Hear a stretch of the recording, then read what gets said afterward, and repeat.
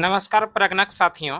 यहाँ पर जो कंडीशन है, एक जनगणना भवन में आवासीय मकान के साथ साथ एक मिठाई की दुकान है जिसको कि एचएलओ ऐप पर एंट्री करना है। तो कैसे करेंगे? यही कंडीशन है। एक जनगणना भवन है, मान लीजिए ये जनगणना भवन है और इस जनगणना भवन में एक जो है ये जो दुकान है, और ये दुकान क्या है? मिठाई का दुकान है और इसको हम लोगों को एचएलओ ऐप पर एंट्री करना है। तो कैसे करेंगे? सबसे पहले इसको एचएलओ ऐप पर एंट्री करने के पहले जब आप इस जनगणना भवन के पास गए होंगे तो उस जनगणना भवन में एक नंबर देकर आए होंगे। मान लीजिए ये जनगणना भवन नंबर 5 है, मान के चलिए, ये एग्जाम्पल के तौर पर हम लोग मान रहे हैं। और इसी जनगणना भवन 5 के अंदर में इसका एक जनगणना मकान नंबर भी होगा। और ये जनगणना मकान नंबर यानी सेंसस हाउस जो है, ये मान के चलिए सेंसस हाउस जो है 0006 है, मान के चलिए। जनगणना भवन नंबर 5 हो गया और जनगणना मकान संख्या कितना हो गया? 0006। जनगणना मकान संख्या 4 डिजिट में होता है। तो ये हम लोग सबसे पहले नजरी नक्शा बनाते समय इसको, इस जनगणना भवन को हम लोग नंबर देकर आए थे, जनगणना भवन नंबर 5 और जनगणना मकान संख्या 0006। अब बारी आती है, इसको हम लोगों को एचएलओ ऐप पर एंट्री करना है। तो कैसे करेंगे? इसके लिए सबसे पहले आपके डिवाइस के अंदर जो एचएलओ ऐप लॉगिन होगा उसको आप लोग क्या कीजिएगा? ओपन कीजिएगा। तो इस तरह से आप लोगों को इंटरफेस दिखाई पड़ेगा एचएलओ ऐप का। और इसके अंदर आप लोगों को पूछा जाएगा यहाँ पर पिन दर्ज करें। जिस समय आप इस एचएलओ ऐप को रजिस्टर्ड कर रहे होंगे अपने मोबाइल के अंदर, तो आप लोग 4 डिजिट का पिन बनाए होंगे। जैसे मान के चलिए 1 2 3 4 बनाए हैं, तो इसको यहाँ पर पिन दर्ज कर दिए। पिन दर्ज करने के बाद जैसे आप आगे बढ़िएगा तो आप लोगों के सामने इस तरह का इंटरफेस आएगा। इस तरह के इंटरफेस में यहाँ पर देखिए कॉर्नर पर एक बटन है और ये जो बटन है रिफ्रेश का बटन है। सबसे पहला काम हम लोगों को यहीं पर करना है कि रिफ्रेश कर लेना है। ये रिफ्रेश जो बटन है इसको आप लोग क्या करिएगा? रिफ्रेश कर लीजिएगा। इससे क्या होगा? ये जो एचएलओ ऐप है बहुत ही स्मूथली काम करेगा। इसके अंदर जो भी आप इंटर करेंगे वो आसानी से एक्सेप्ट करते चले जाएगा। इसलिए हम लोगों को क्या करना चाहिए? इस एचएलओ ऐप को एक बार रिफ्रेश कर लेना चाहिए। रिफ्रेश करने के बाद इस तरह का इंटरफेस आप लोगों के सामने रहेगा। यहाँ से आगे बढ़िएगा तो आप लोग को नया इंटरफेस इस तरह का दिखाई पड़ेगा जहाँ पर कि लिखा है मकान सूचीकरण कार्य। यहाँ पर लिखा है मकान सूचीकरण कार्य और इसके अंदर में यहाँ पर देखिए नया जनगणना भवन का हम लोग एंट्री करने जा रहे हैं। तो यहाँ पर जो है देखिए ये ग्रीन कलर से 3 डॉट लाइन बना है और यहाँ पेंसिल आइकन बना है। इस पर आप लोग क्लिक कीजिएगा। जैसे इस पर क्लिक कीजिएगा तो आप लोगों के सामने एक नया इंटरफेस आएगा और ये जो नया इंटरफेस इस तरह का दिखाई पड़ेगा एचएलओ डेटा करके। और यहाँ पर लाइन क्रमांक है, देखिए लाइन क्रमांक जो दिया गया है, लाइन क्रमांक 014 है।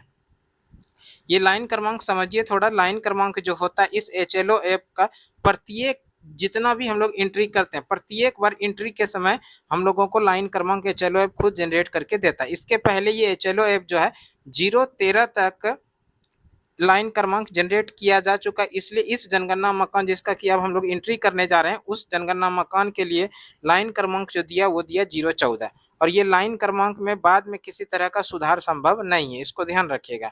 अब हम लोग आ जाते हैं जनगणना भवन नंबर। जनगणना भवन नंबर के अंदर जो हम लोगों को मैनुअली दर्ज करना होता है, जनगणना भवन नंबर हम लोग नजरी नक्शा बनाते समय 5 जनगणना भवन नंबर उसको दिए थे, तो यहाँ पर 5 हम लोगों को मैनुअली टाइप कर देना है। यहाँ पर 5 जनगणना भवन नंबर में टाइप करने के बाद जो है आप लोग यहाँ से आगे बढ़िएगा तो आप लोग के पास सामने आएगा प्रश्न संख्या 3 जिसमें कि जनगणना मकान नंबर आ रहा है। और जनगणना मकान नंबर वो कितना था? 0006 था। यहाँ पर 0006, जैसे ये नया बटन है जनगणना मकान नंबर लेने के लिए, यहाँ पर क्या कीजिएगा? नया बटन जो इस पर क्लिक कीजिएगा। तो नया बटन जैसे क्लिक कीजिएगा ये एचएलओ ऐप खुद जनरेट करके देगा 0006।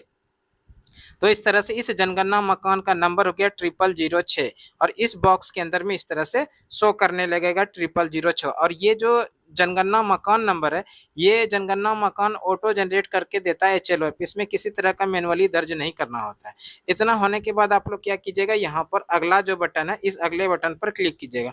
जैसे अगले बटन पर क्लिक कीजिएगा तो आप लोग इस तरह के इंटरफेस में आइएगा जहाँ पर कि आप लोगों से एसीआईडी संदर्भ के बारे में बताया जाएगा। एसीआईडी संदर्भ में क्या है कि इसमें बोला जा रहा है कि आप परिवार ने स्वगणना पूरी कर ली है। इसमें बोला जा रहा है कि जिस जनगणना मकान की एंट्री कर रहे हैं उस जनगणना मकान के परिवार उस जनगणना मकान में जो भी परिवार रहते हैं उनके सदस्य, उनके द्वारा स्वगणना पूरी कर ली गई है। अगर मान लीजिए स्वगणना पूरी कर ली गई है तो हाँ पर क्लिक करेंगे, अन्यथा हम लोग नहीं पर क्लिक करेंगे। मान लीजिए उस जनगणना मकान के परिवार के द्वारा स्वगणना पूरी नहीं की है तो हम लोग क्या करेंगे, यहाँ पर नहीं पर क्लिक करेंगे। जैसे नहीं पर क्लिक कीजिएगा तो आप प्रश्न संख्या 4 पर आ जाइएगा।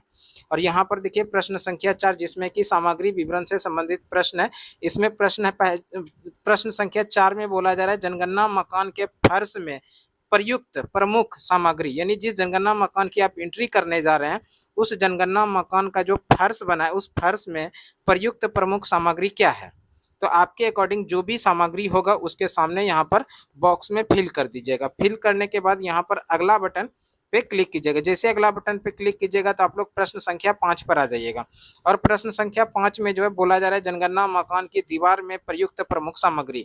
जिस जनगणना मकान की आप लोग एंट्री कर रहे हैं उस जनगणना मकान का जो दीवार बना है उस दीवार में प्रयुक्त प्रमुख सामग्री क्या है। तो उसी तरह से एक आपके अकॉर्डिंग जो भी इसमें सही लगे, जो आप उस जनगणना मकान के दीवार में जिसका प्रयोग किया गया उसके अकॉर्डिंग यहाँ पर क्लिक करके आप लोग जो है फिर से अगला बटन पर क्लिक कर दीजिएगा। जैसे अगला बटन पर क्लिक कीजिएगा तो आप प्रश्न संख्या 6 पर आ जाइएगा। और प्रश्न संख्या 6 में बोला जाएगा जनगणना मकान की छत में प्रयुक्त प्रमुख सामग्री। जनगणना मकान की छत में जो प्रमुख सामग्री लगा हुआ है वो क्या चीज़ है।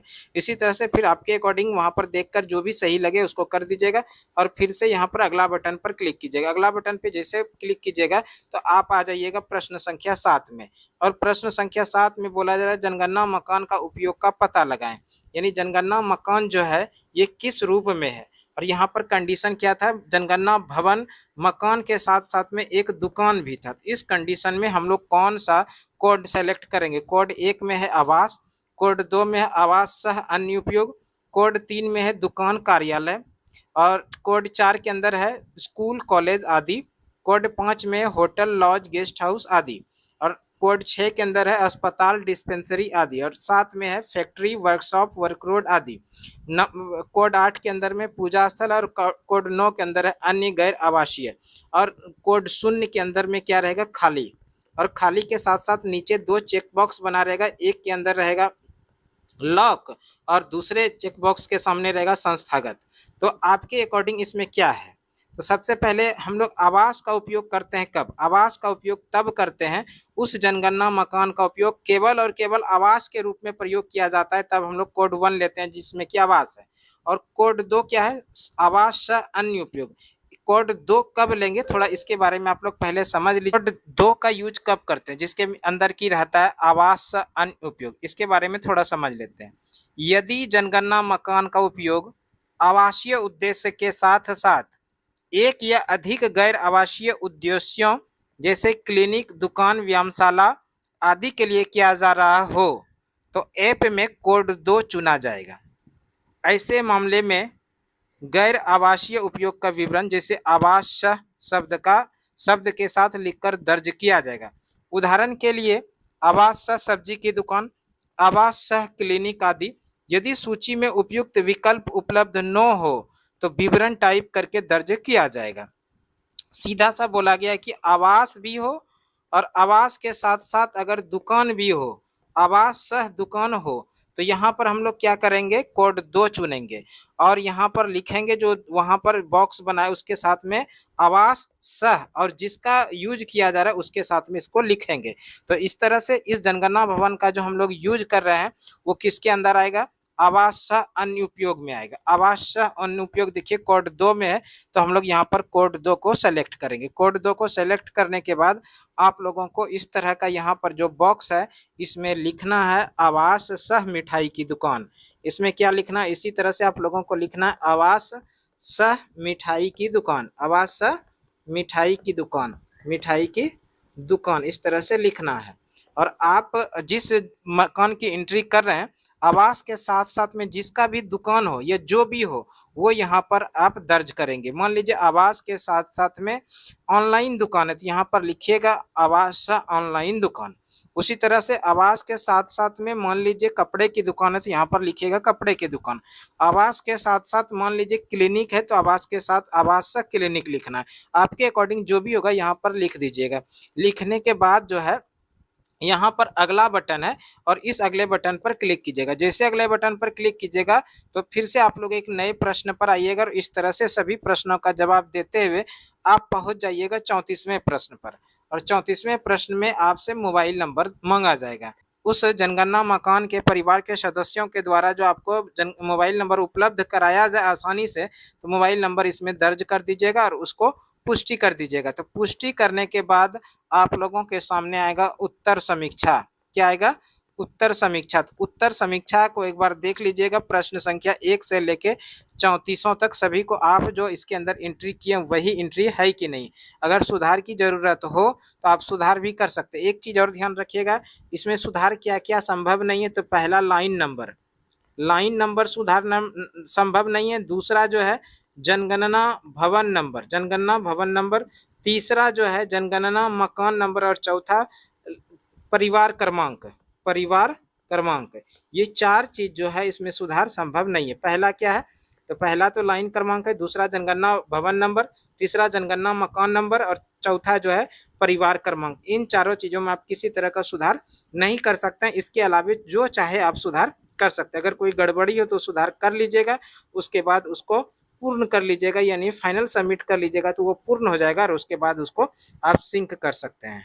तो इस तरह से बेहद ही आसानी के साथ साथ इस तरह से आप लोग बेहद आसानी के साथ किसी भी जनगणना भवन के अंदर आवास के साथ साथ में किसी अन्य तरह का दुकान हो तो आप इस HLOA पर एंट्री कर सकते हैं।